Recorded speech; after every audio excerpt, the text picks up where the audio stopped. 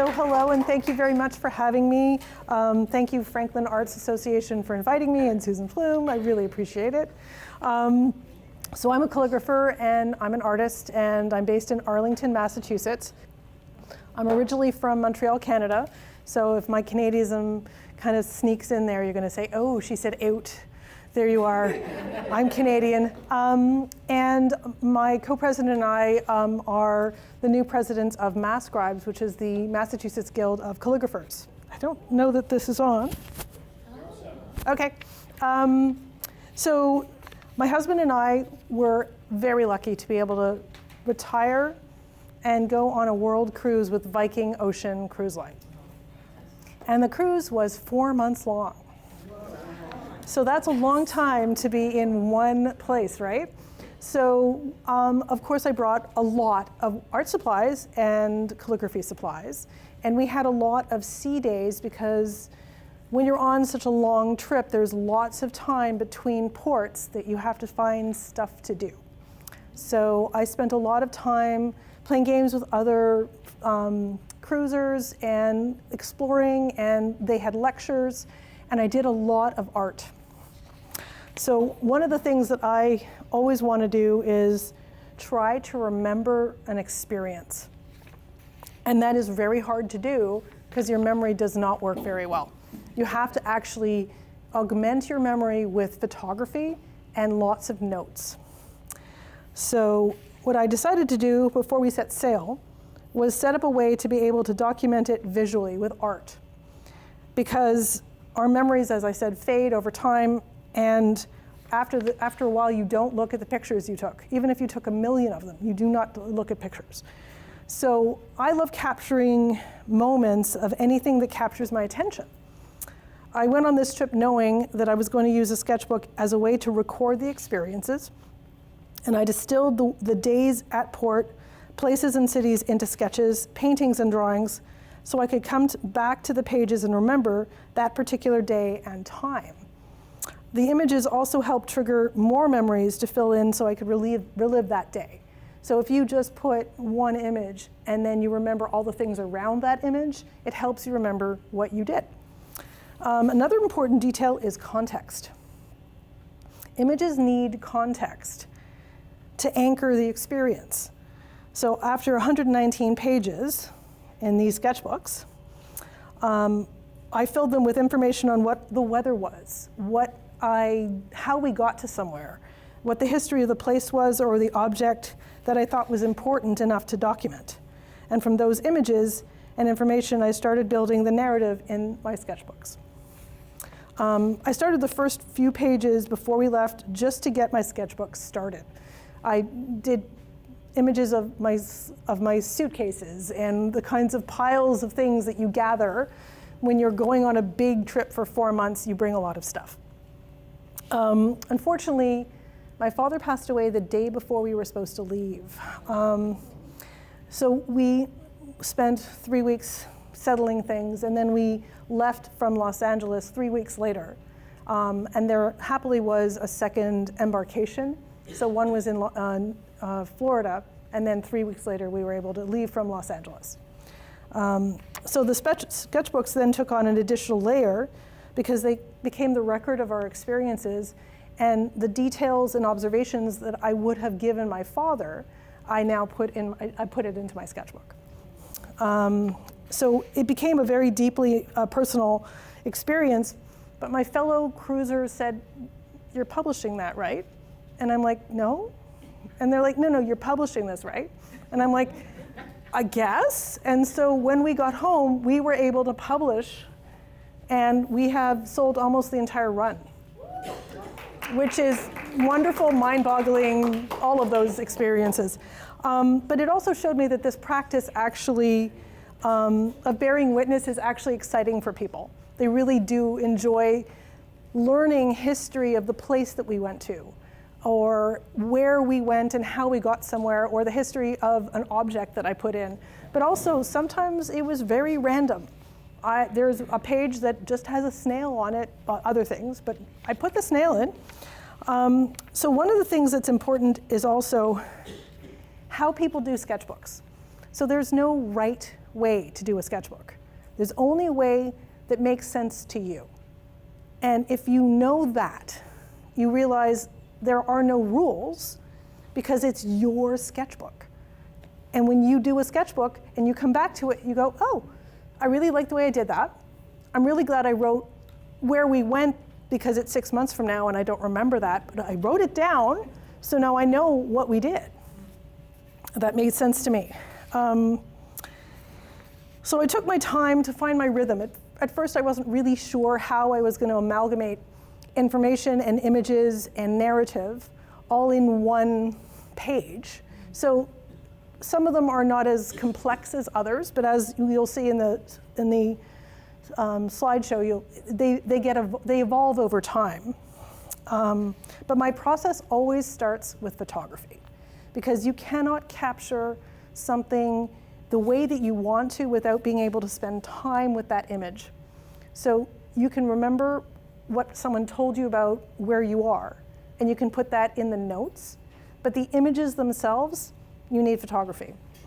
And it gives you permission to take your time, because it's not going to be gone in a second. You get to look at it again. So I took a lot of reference photos, many, many reference photos. So, and then I went back to my stateroom, and from my screen on my phone is what I sketched everything. So, because that's what you have.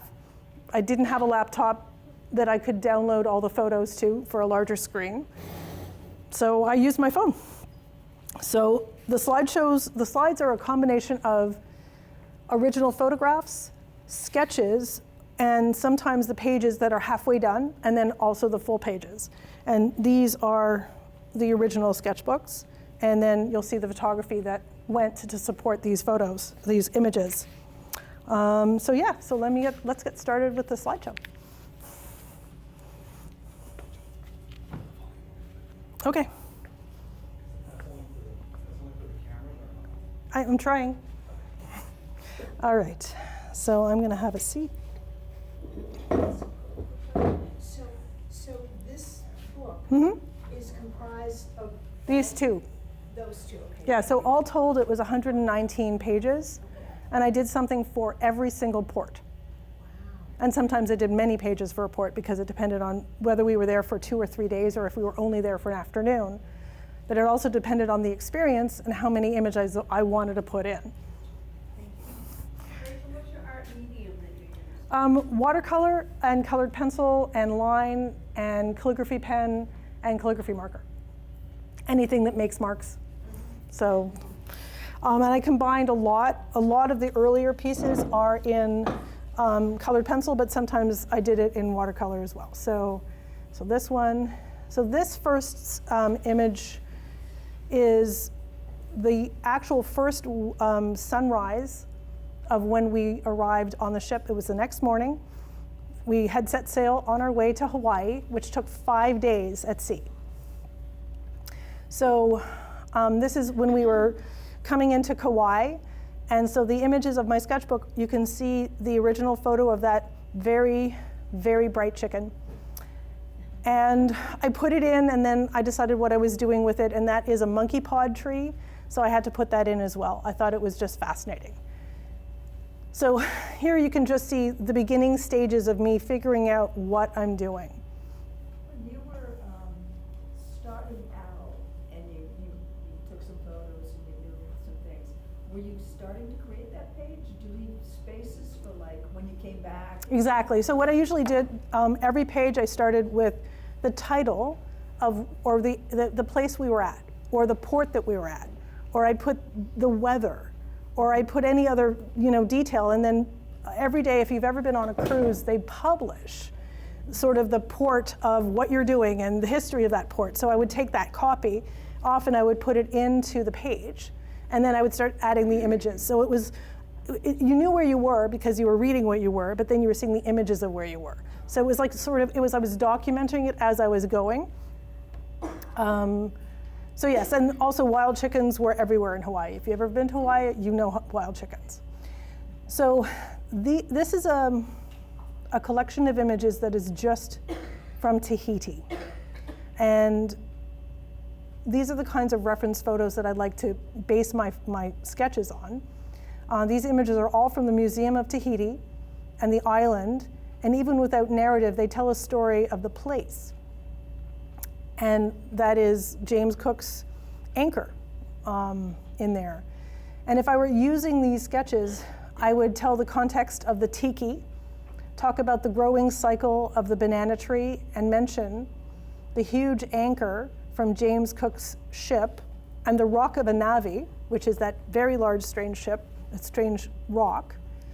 And it was used to prove a warrior's prowess as he hefted this rock, but it was oiled. So you could only do it so many times. But it had a huge bit of history, and it's just a rock if you don't have the context.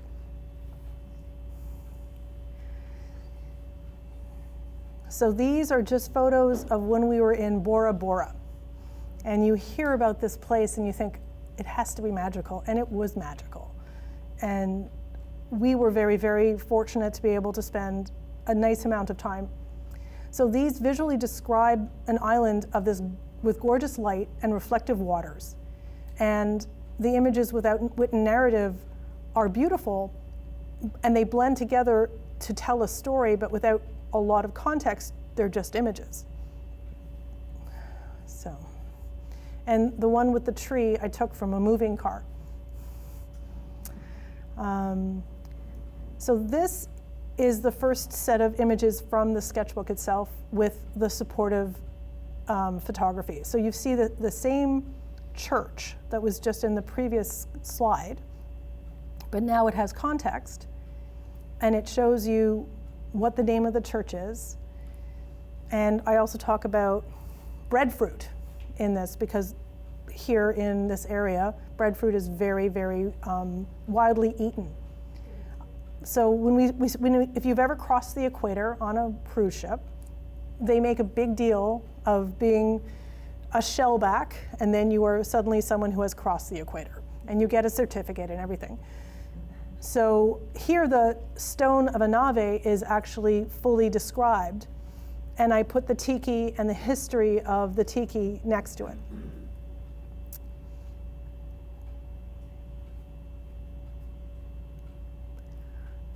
So when we got to Auckland and Waitangi, we went to the glowworm caves. And you can't take photographs in the caves because they're pitch black. But you're basically walking along a narrow passageway holding lanterns. And then they say, okay, turn the lanterns off. And then it's like a sky of little dots of light.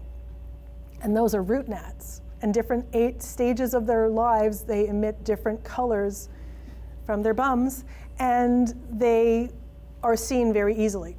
And so that was the glowworm caves.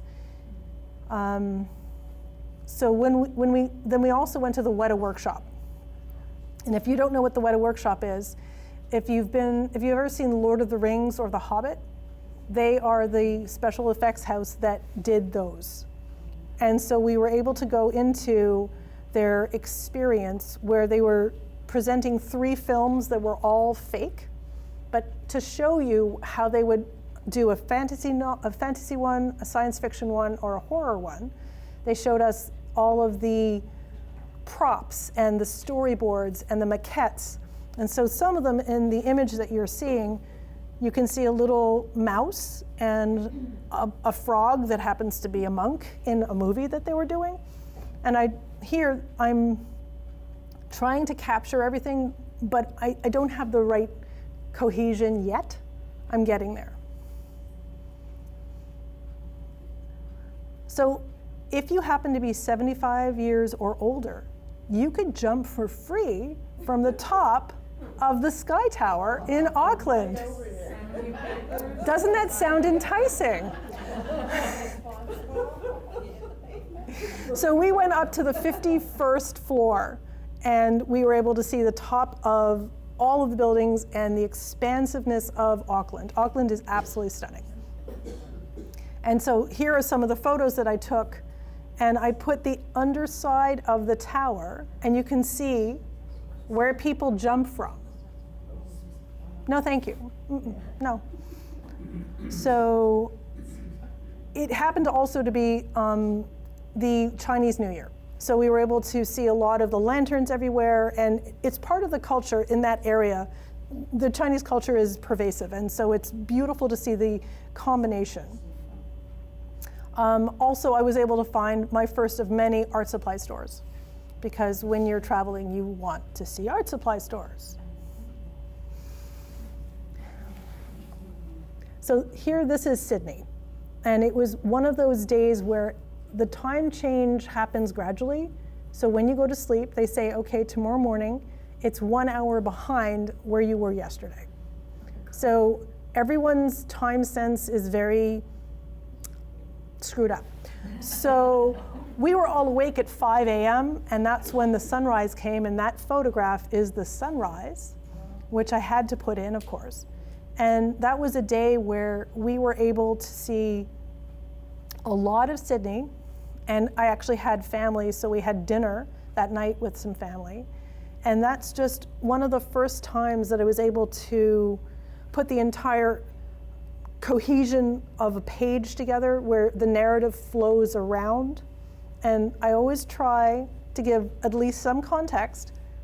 And here I don't have a lot of text, but it will happen that there's more text coming. But I wanted to be able to have the narrative flow. So, and it was a beautiful place. And the bottom image is just of my version of the botanical gardens. So the haze behind the Katuma Blue Mountains is all eucalyptus trees. And that's why they're blue. Okay. So this is Cairns, Australia. And we had an unexpected day walking on the boardwalk after our second excursion was canceled. There was a lot of thunderstorms, and we were going to be going up on a helicopter, and they thought it was a bad idea. So we didn't go. But we were warned also not to walk on the mud flats that you can see. So in this image of my sketchbook, there's 3 different paintings stacked on top of each other.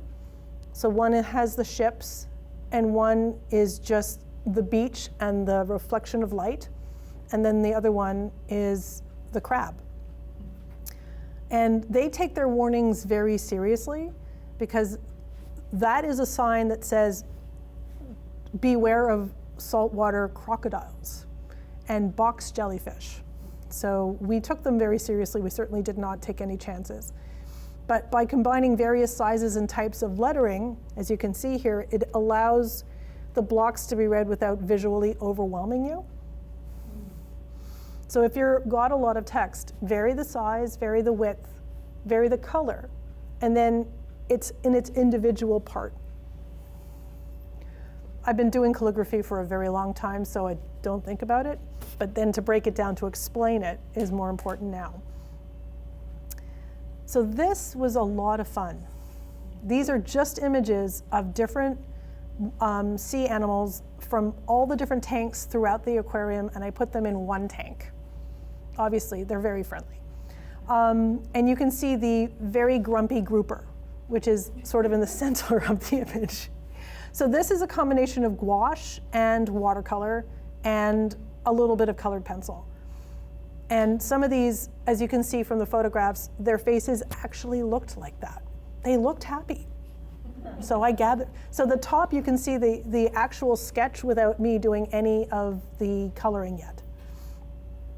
And I wound up buying gouache while we were at an art supply store in Australia. Did you do this art on the go? Yeah. When you got back? Yeah.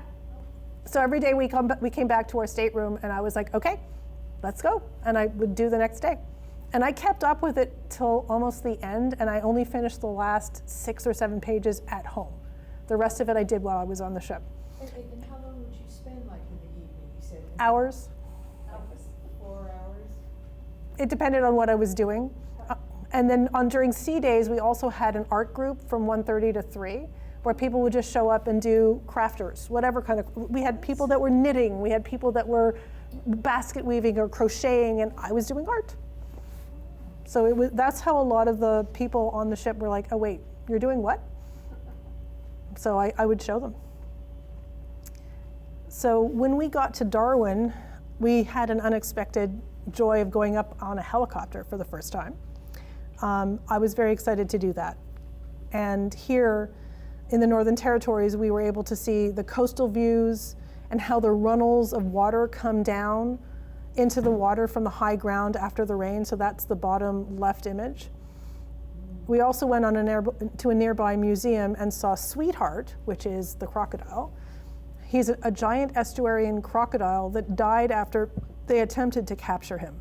He's now in this museum and he's huge. So I used watercolor and colored pencil and decided straight line work for the helicopter, but it was slow going and it was seriously hard to draw. But I did that with the crocodile as well. And I then decided I wasn't coloring them in. So it was nice to actually have a combination of intense color and then very, very little color, because it helped your eye flow through the images. And there you are. There you see me with my headset on in the helicopter. So we were very lucky to keep going, and we went through to Indonesia. And this is an island called Rinca, where the Komodo dragons live, and we were well protected from them, but they are wild and they are very, very, very fast. So so here I just drew the Komodo dragon just in pencil. And I was going to do it in ink, and then I was like, I'm not touching this. I like the way it came out, it's good. And then you can see that there's a water buffalo behind it, and that is its food. So if you don't know anything about Komodo dragons, they have so much bacteria in their mouths that if they bite a creature like a water buffalo, it will develop sepsis so quickly, and that's how they eat them. Bet you didn't know you were going to learn about that tonight. So here you can see that I distilled a lot of images into just that. And as it goes, you'll see that I get more complex. But so here, we're in Bali. And if you see all the supportive images of the dancers. This was a country that was so steeped in religious tradition that is so very different from what we are used to. So I used a film strip format where you can just see little images stacked. And I used different treatment for the different experiences. The pencil work on the statue took at least 5 hours because I just thought I have to keep doing every single detail. So I came back and I did it in 3 or 4 sessions because there was no way I was going to be able to do it that long. And then if you can see that there's a wild pathos, which we all have in our houses, growing on the tree in Bali. I thought that was really cool. So we went to many temples. So this is the Bali Hindu temples of Tanah Lot and Mengwi Temple. And Tanah Lot means land in the sea. The Mengwi Temple, the royal temple of Tamsin Ayon, was built in 1634, and that's the one with all the different temples back and forth. Here are some architectural studies with supporting photos showing the tales I worked from. The reference photos showed a large narrative of life here. The water temples were reminders of how close life lives with the water, and I used a batik style to color in the pattern of the lettering of the name Bali. So your calligraphy writing is your experience Mm-hmm. with the structures. You're explaining what they are. Mm-hmm. Yep, and it depended on what came out of my hand as to what I wrote where. How you felt about the experience as well? Because I mean, some of it is so tiny. Some of it is so tiny because it depended on the text. I mean, it's hard to see on the screen, but when you have the book in front of you, it's much easier to read. But I write very tiny.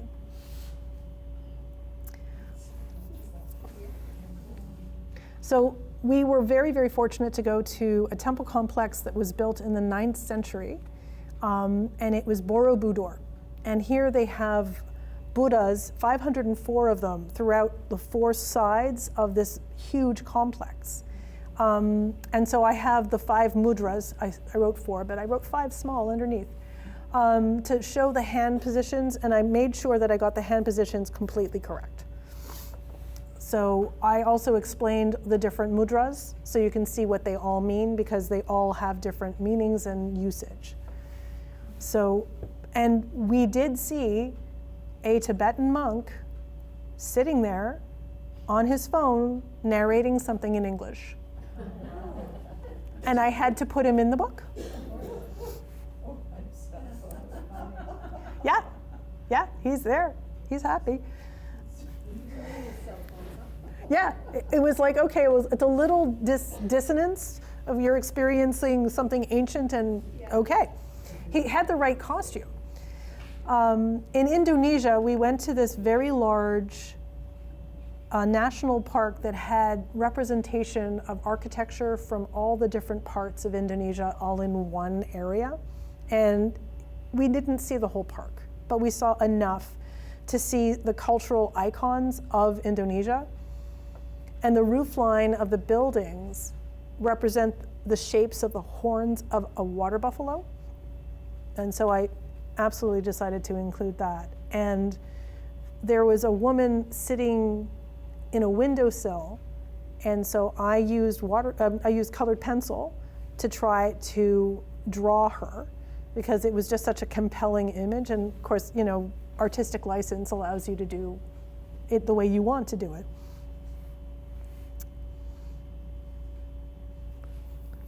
So here we were very, very fortunate to be able to go to a garden that was so exquisitely gorgeous. These orchids came in every shape and size, and the top right, it looks like a tiger. And so you can see the stages of the page as it developed. And the sausage tree, that I added when I got home, because I had an open space and I realized that it could fit there.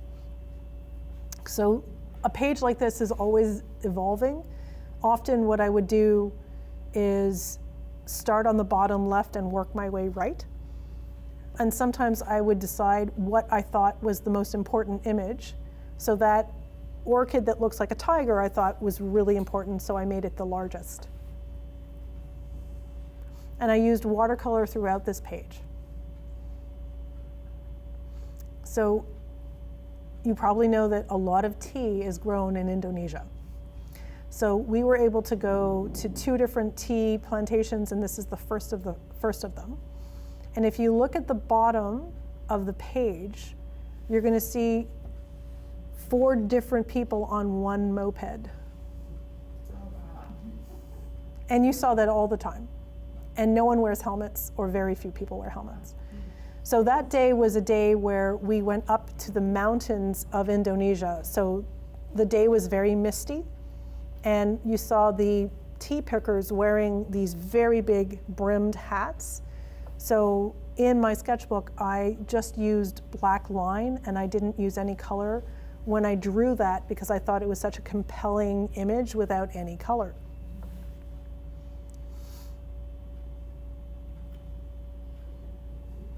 So when we were in Singapore, we saw more orchids because they grow so well outside because of the atmosphere, the temperature.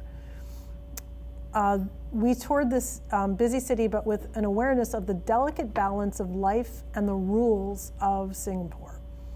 The orchid garden was the wonderful example of the ethos of the city, where the gardens within a garden, the cities within a garden. And we learned about the forward thinking of the city planners for the future. I used watercolor and colored pencil in different shapes, in different areas of this page, and I varied the size and the shape of the text box again to make it easier to read. But it's the kind of thing that you sit down and you read one section and then you go away and you read another section. Some of these pages are dense. So I'm going to pronounce the name of this place. It's called Phuket, and it's in Thailand. And the part that I thought was very interesting is we went to a very large temple complex, and you can see from the photographs, some of those were from that temple complex. But a worshiper will take that cup and shake that cup until one of the sticks comes forward. And if they have an idea of a question that they want to ask the Buddha, if that stick comes up, it will be a numbered stick. And then they go to a huge rack and they say, oh, number 24. Okay, Buddha is telling me this is my answer. And this is the tradition that everyone uses when they go to a temple. And it was fascinating. So the image on the left-hand side is just what the boats look like as we were coming off the jetty. And that's an image that I would like to return to and make a larger painting of, because it's just beautiful. What is the big mouth? So that is a burnt offering. It's a brazier where you have an offering that you burn, so you're giving it to the gods. And the original photo, or the original, had a larger mouth and not much of a happy face, so I changed it, but. And I also didn't really have the same gold, but I came close enough. Oh, you're welcome. And feel free to ask me questions as we go. So when we were in we went to Sri Lanka, Colombo, Sri Lanka, and we had 2 days. So the first day we were in an architect's home. He has recently passed, and his ethos is outside is inside and inside is outside. So where you see the long, tall image at the back, it's actually open to the sky, and when it rains into the building. And then we were able to, the next day, go and see the tea plantation. And here in my book, I describe and draw every single stage of how once they pick it, how they process it, and then they make it into tea. And we bought a lot of tea. And obviously, the other part that you're going to see is tuk-tuks. Do you know what a tuk-tuk is? These are electrical vehicles that have room for 2 passengers and 1 person in the front, and they're open, and they're mass transit in many of these countries. So this is the first time we saw a tuk-tuk, but it will not be the last. Was there a picture of that vehicle? Yeah. So the tuk-tuk is, yeah, I only have it in the book, but you're going to see them. I have photographs of them as we go. Here the one is green, but they will come in every color. And the people that drive them are crazy. So the Seychelles are the kind of place that I would go back to in a heartbeat. It was like being on vacation while we were on vacation. And we saw the giant tortoises, and we also saw their nurseries where you saw the tiny little tortoises. And it was such a beautiful day. And that water was so warm and so beautiful. So I was very happy to have had that experience. So Viking had never gone to Kenya before. Because of the fact that they had to change the itinerary multiple times, they chose to go around the Horn of Africa to get to Europe, which is what we did.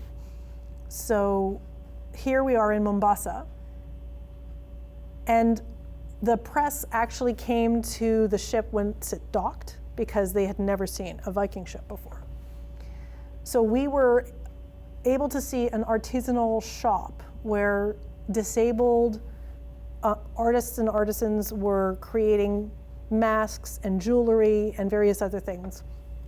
And then we went to see a park where we saw giraffes and hippopotamuses, and that was the first time I had ever seen a hippopotamus. But here you see the beginnings of tuk-tuks that take over the bottoms of the pages. And you can also see that there's a line of tuk-tuks in the photographs. And the beautiful scenery, it was breathtaking. We were so lucky, and also the weather was exquisite every single day. We had incredible weather. I have a question. Sure. Back there with the hippo. Yeah. Is that a monkey or is it a cat or what's in the picture? So the bottom right is a giraffe. Yes, it is a monkey. Yep, it is a monkey. And these monkeys were all over. And they free reign. Because I hear hippos are very Yeah, you couldn't get very close to them. And this hippo actually had a huge tusk. I'd never known that. Yeah, that wasn't something I expected to see. So it was, and then one of the photographs you're going to see is, those are mannequins that someone has on a huge cart. It's in between the top right and the image of the giraffes. They're just mannequins. But someone's walking in the street. And the delineation of where the street ends and the street begins is very, very, very vague. People are driving in every direction all the time. The roads are very, very bad.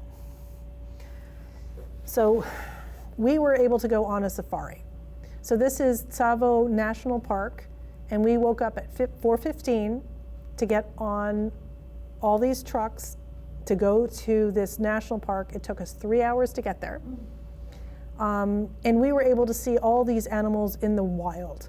And so this is a combination of watercolor and colored pencil. And as you can see at the bottom, more tuk-tuks. And the scenery was unbelievable. And we were able to see animals collected together that I didn't even attempt to draw in my sketchbook. One elephant and some birds was good because I knew I had the photographs, but I had the zebra with a little bird on it. I thought that was just adorable. So of course I had to put that in. But then one of the images, the image underneath the zebra with the bird on it, is the traffic coming back. It took us 5 hours because there's only one road. It's one lane in one direction. Or two directions, but one road. So people were constantly coming off of the road, coming around and trying to pass people. And other people were doing the same thing, so gridlock. They are building a new road. It's going to take a while.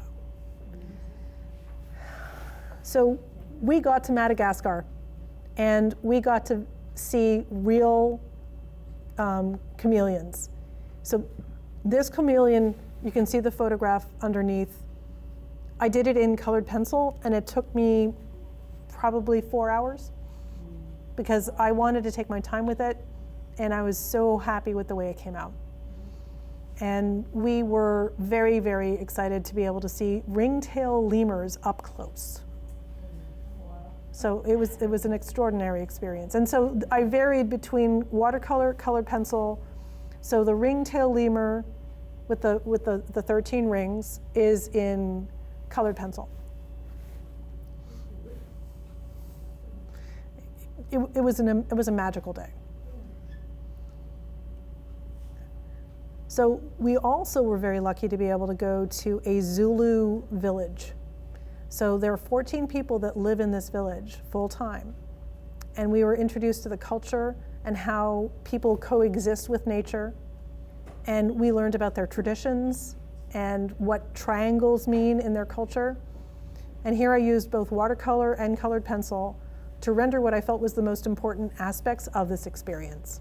And as you can see, the red hat signifies a married woman. In some of those photos, you can see them. So in South Africa, we went to East London, and they call it East London because it's east of London. Most things are east of London, but that is why that city is called that. And in the beach area, they found a stone that has footsteps in it, that has calcified, and it's over 24,000 years old. But they also found a coelacanth. Do you guys know what a coelacanth is? It's a very ancient fish. And originally they only thought they were fossils, but then they found real live coelacanths in the waters of Indonesia. So I drew this. It, again, took a long time because this is multiple layers of both pencil, line, and then colored pencil just to get the scales. It was an amazing experience to see that they actually exist. Friday? Mm-hmm. Wow, that's Yeah, And they have survived 5 mass extinctions. Yeah.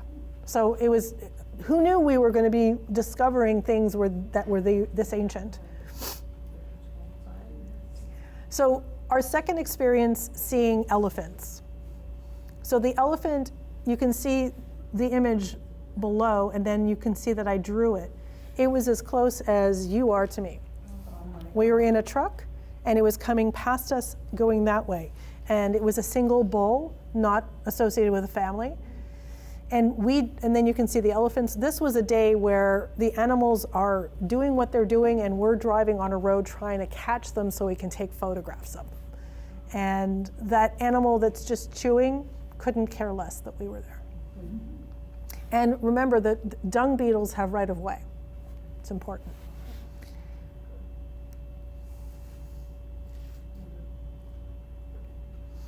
So when we were in Cape Town, South Africa, we spent 2 days exploring the city, and I thought it incredibly important to have an opportunity to honor Nelson Mandela. So that's a statue of him, and so I put him in.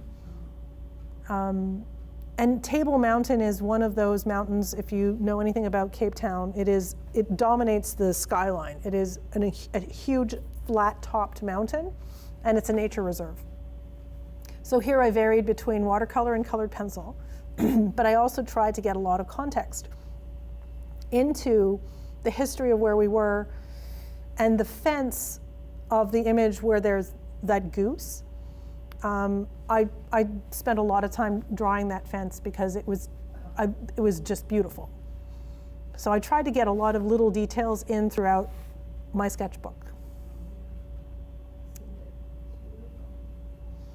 And that's an Egyptian goose. I'd never seen a goose with those colors before. So we were in Lüderitz, Namibia, and I'd never even heard of Namibia. But it is a very unexpectedly delightful country. We were very, very happy we got to go. The city was founded in 1909 by German settlers, so there's a lot of Art Nouveau buildings. And they started the city because there was diamonds that eventually ran out, and then they left. And a lot of these buildings have sat here for 100 years. And so there's more development in the area now, and so there are more people moving back. And here what I thought was very important was, I don't know what kind of tree that is, but it was such a beautiful tree that it caught my eye. And I took that photograph of the angle from below, and I put it in the sketchbook because I just thought it was beautiful. So it was sometimes quite random what I decided was important enough to put in the sketchbook. But that door I did in colored pencil, and it's an Art Nouveau door from 1912, and it was just stunning. So. You know, there are parts of Namibia, the beaches that are closed, there are diamonds on the sand. That's and fascinating. So they close them because they're still, they don't harvest them. Right. Yeah. Wow. Yeah. We didn't know that. Yeah. But in this in the sketchbook, these feet are only the first of 2 times that I'm actually in my sketchbook. So, and we climbed from that tiny line below the horizon, we climbed up the sand dune so yes, walking on that kind of sand is hard work. And then below that is a plant that is over 1,000 years old. And here I did it in colored pencil from photographs that I took. And I made it lighter and more green. But it only has 2 leaves its entire life cycle. So it was one of those days where you did not expect the kind of sky color that you saw and the amount of beautiful landscape. And also, it looked like the surface of the moon. What do you have for a camera? Your phone? The phone. That was it. It's an iPhone? Nope. It's a Galaxy 23S. It has 5 cameras. Oh, I see. Right. And that's the only camera that I used. So when we were in Cabo Verde and the city of Praia, it's one of those colonial places that have so much history, but they have a very strong cultural identity. And here I thought it was very important to do a map of the archipelago because of how many islands there are in this country. So the rock wall that is in this sketchbook, it was what the wall looked like at the fort that we went to. And again, it was something that I was fascinated by, so I spent an inordinate amount of time drawing it. But I loved it. And that statue looks out to sea, and it is one of the originating founders of the area. And then you can see at the bottom where I was halfway between doing the sketchbook, coloring in parts, drawing in parts, writing in parts. So it was an organic evolution as it became a full page. Did you feel pressure to get your work done in the sports that you were in? Because there was so much you had to I just felt like I felt a compulsion to do it. And then once you start this kind of thing, you don't want to stop it. Because if you stop once, you're just going to be like, I'm not finishing. What was your husband doing with it? Looking at the ocean. Relaxing. Yeah, he was doing a lot of looking at the ocean. She took over the task. It was all art supplies. Yep. So once we got to Morocco, it became much more complex, as you can see in the page. I was able to do a lot of contextual drawing and information, but also making the narrative turn around so you can really get a sense of the place. So here in the page where you have the minaret, you can also see the sky cab that we took up to the Kasbah, and at the bottom you can see the wall of the Kasbah. This is a place I want to come back to. The emphasis of societal support by ensuring a market, a public garden, and a mosque in every neighborhood is something I want to render carefully.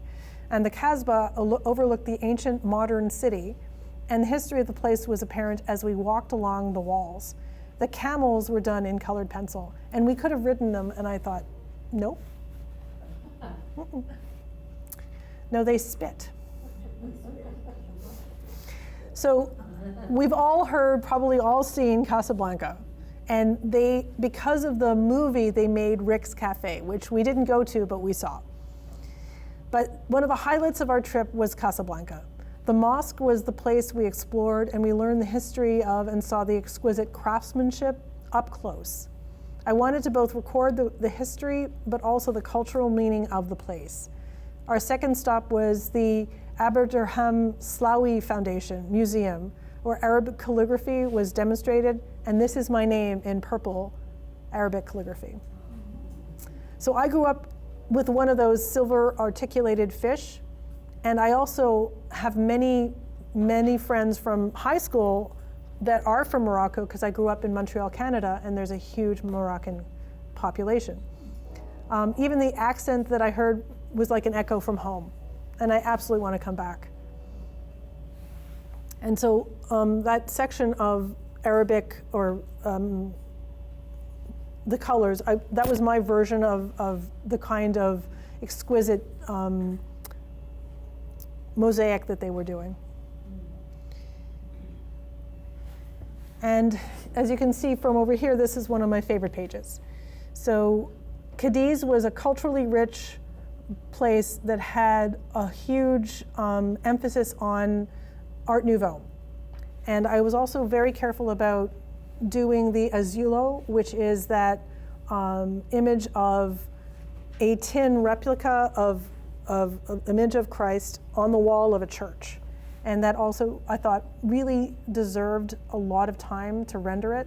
And it was in watercolor and colored pencil together. And this is one of the pages that I finished when we got home. There was just no time at this point, where there was a port every single day. There was no time at night, and it was a lot. You were writing and painting at the same time, and then you made a book, and then you made the... I just kept going, yeah. And then the shadow is that's the second time I'm in the book. Yep. Well, we didn't actually see the dancers at night, but they described the dancers and the culture of that kind of dance, and I thought it was important as a cultural part of this experience to put it in, even if I didn't see it. Right. But the one of our guides was someone who loved to do this kind of dance, and so I was like, okay, I have to put it in. And the hand is the hand of Fatima, which is Abraham's daughter, and that's the door knocker on the door. So next to the door, there's a hand, and that is the door knocker, and it's the hand of Fatima. Fatima is Muhammad's daughter. And so it's part of the culture of being both Muslim and Catholic in one country. And here is Porto in Portugal. And this amazingly rich, visually beautiful city was incredibly inspiring. They have large parks in the middle of the city, and I wanted to render it all, but chose the park and the view up the alley to show scale and history. I used watercolor and black line. The buildings took a long time to draw, but I felt they were essential to put in. Here too is a page that was completed when I got home. The end of the trip was in ports so close together that was no any time for me to work on the pages. And here you can see my 2 watercolor palettes as I was working at my desk at home when I was working on this page.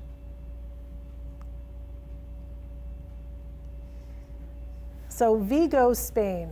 So if you have heard of the Camino de Rachael, that is where they get to after they walk for how many kilometers, do you remember? You have to do the last 20 kilometers by foot.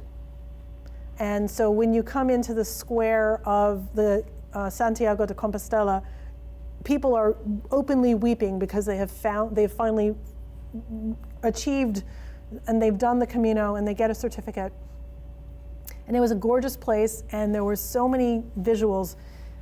But the interior of the church I thought was really important to render just in line, because it would have been too overwhelmingly complex if it had been done in color. I thought, keep it in line. And the clamshell is rendered here because that was what they were fed in the Middle Ages, because it was the cheapest food to feed the pilgrims. So that's why the clamshell is basically the emblem of the Camino. And at the bottom on the right page, you see a structure that's very strange, and it's called a herreros. And it's where they kept their grain, which they call corn, but it wasn't corn, away from rats, but also witches, because witches would ruin the corn. So they had to have the crosses on top to make sure the witches stayed away. But there's barriers, so they're structures that were built for and have been used for centuries. Yeah, but it was just something when we were driving along, they were like they pointed them out, and I was carefully taking photos as we were whizzing by.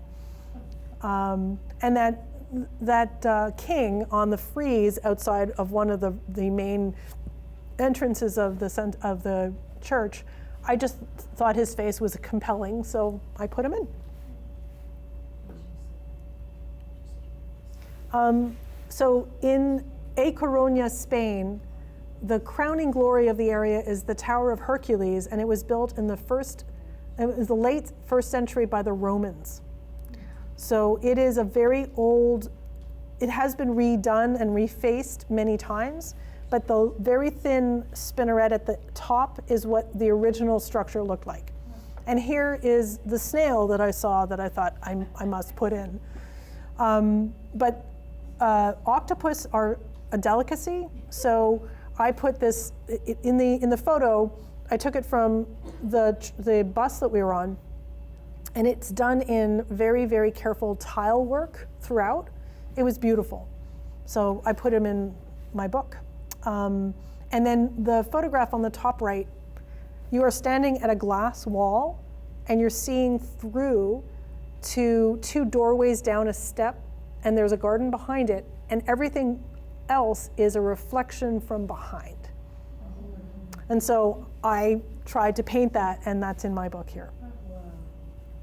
It was a very cool shot.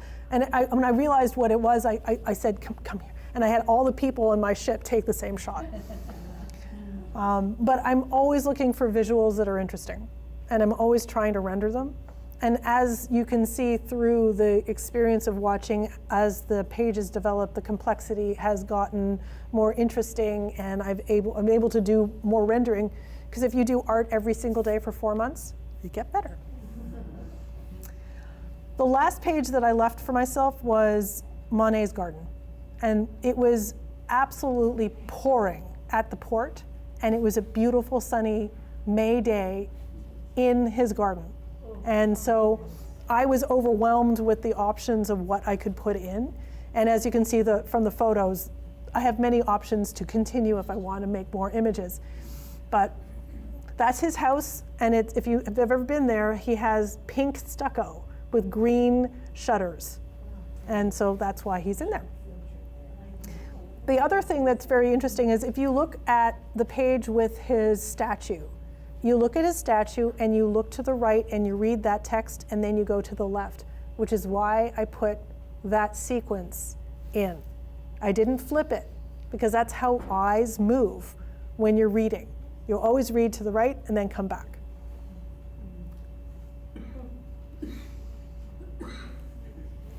So our last day, or almost last day, was Dover, England. And as you can see from the page with the castle and the tree, that's a lot of images in one, but it's fun to be able to put it all together into one narrative. And I could have put the Natterer bats. I could have put an image of the bat in there, and I thought, I don't need to.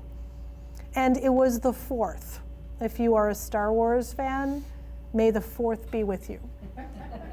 So Darth Vader was on the platform when we got to the train station. He was. And I thought, I'm not putting Darth Vader in my book. But I mentioned that he was there. So the next page is a very different thing. So this pair of pages is what my sketchbook practice evolved into. Together, they're the reality of this past November when I went up to Montreal for the unveiling of my father's headstone. I wanted to render the pages as a way to return to it almost ritually, place the stone that I painted as a presence on his gravestone to say that I was there. I documented the weather and the people present at the day. The following page is of where my mother lives now. She has dementia, so I rendered the blue of the windowsill a discordant blue on purpose. And I only use a very small line of the correct blue to show that people with dementia can't carry linear time anymore. I included the cat that lives in the home and the rings that represented the 59 years of my parents' marriage, and the sky when we were on our way home.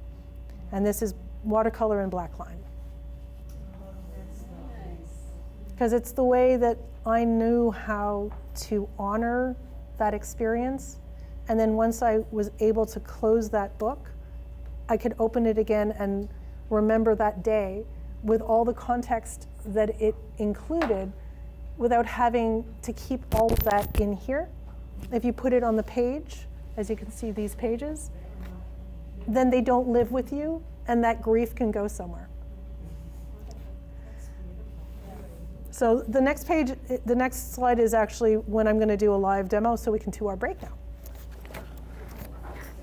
So how I always start a page is I make sure if I'm going to write what we did.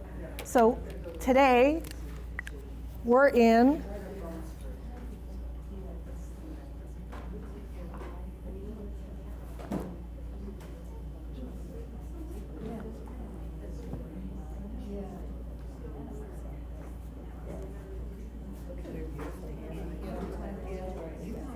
So we're in Franklin, and we're at the. So this is like a sample. So the Franklin, I'm going to just write. I'm doing a little meta here.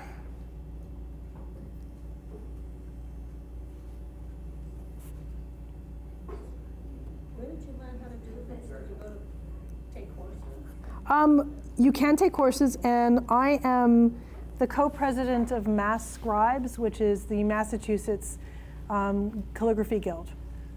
I've been doing calligraphy for a very long time, since I was 16 years old. And thank you, honey. And my husband is my technical support. And then I'm going to just write, what's the date today? The date is, of course it is.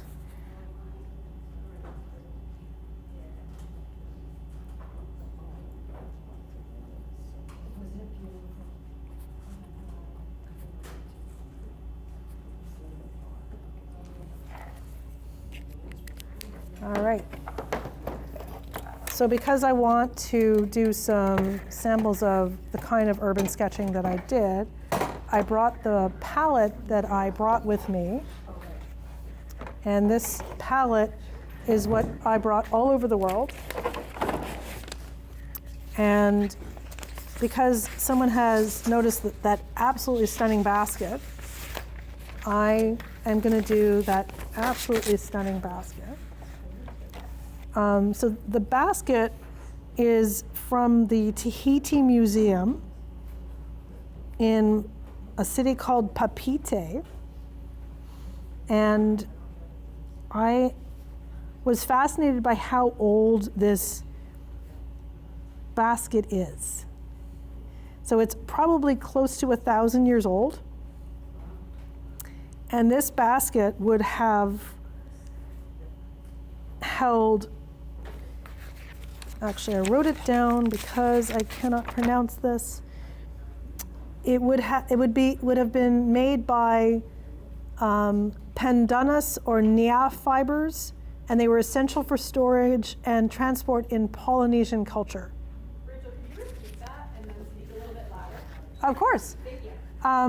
So this basket was made out of pandanus or nia fibers. So these are plant fibers that are stripped and then woven, and they're essential for storage and transport in the Polynesian culture.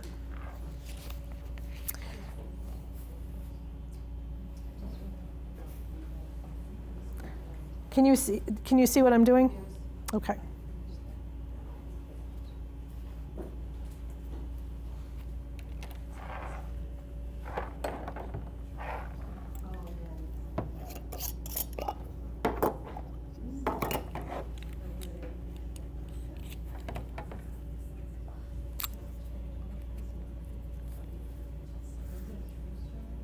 So I would start with just doing a very light wash.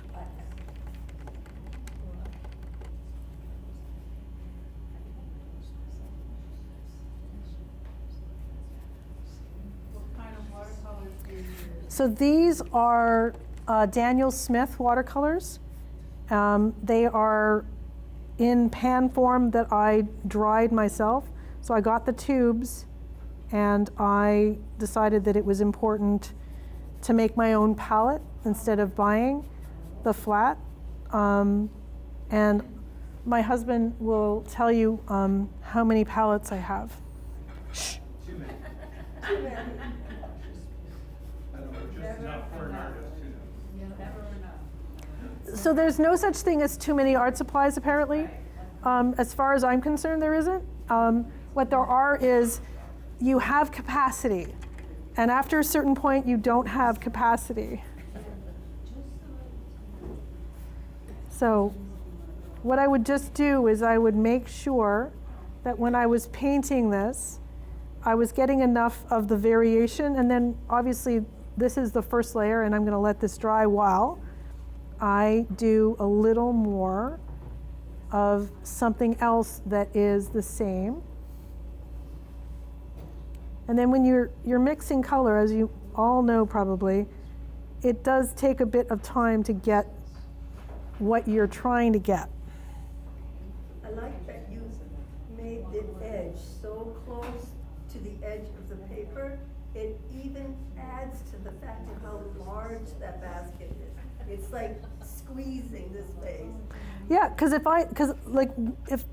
I decided that this basket is the anchor page or the anchor image, I'll probably have the tiki over here and perhaps maybe the port here. So it shows you the narrative of it. And what I find very fun is that it's an organic process. You're not really sure what you're doing until you're doing it, which sounds a little counterintuitive if you're trying to do something, but I really enjoy the experience of being surprised by art.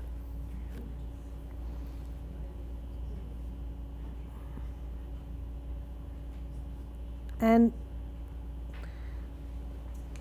what's wonderful is that every single day that you experience as someone who is alive, there can always be something that says, I want to remember this day. So one of the things that I'm going to be doing very soon is I'm giving a workshop through my calligraphy guild on doing this kind of sketching.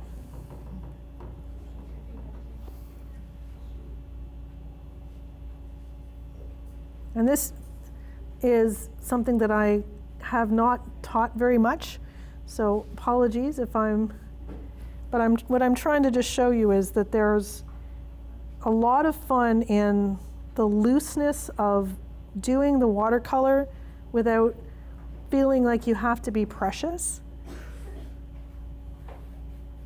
And the shape isn't perfect. I probably could have done it differently, but this is part of the fun of watercolor, is that you constantly are laying the color. The basket almost looks like it's breathing. Yeah, It changes shape. Yeah, exactly. And because it's a very old basket, you're looking at it in a way that it's been molded by time and whatever gets into this basket. So I'm just going to let this dry, and you can see that there's lots of ways to do this basket. Okay, so this basket is good enough for right this minute.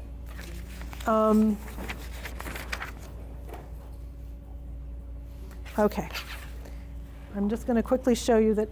So that we were at the port of Papeete, and this port, like most of the ports that we were at, were working industrial ports.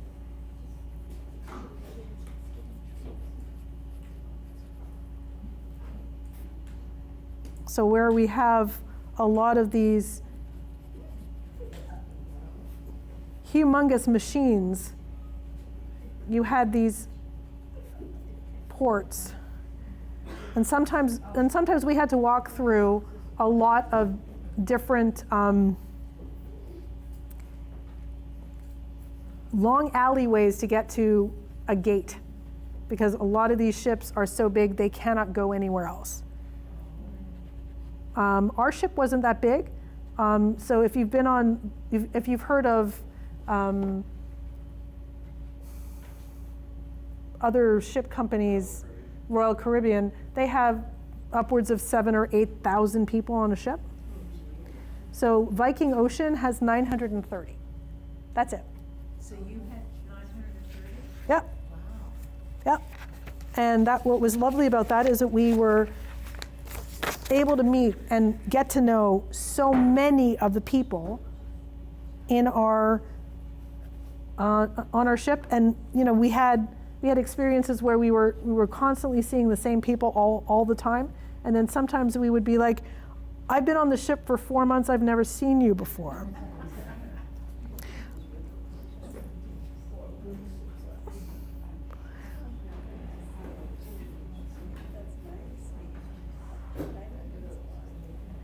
I think we need to wrap up because we have to. Yeah, we have to clean up.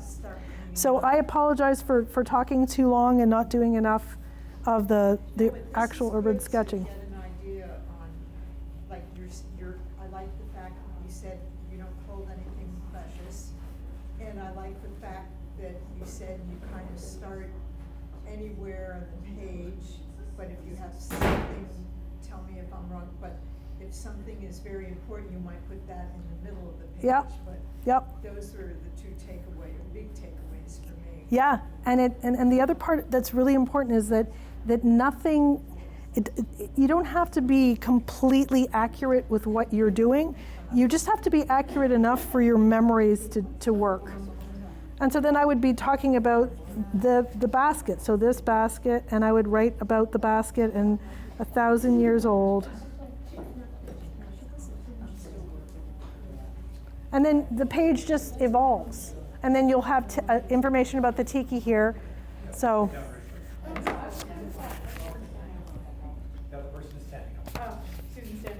All right. No, I just wanted to thank Rachel for coming and doing this presentation. But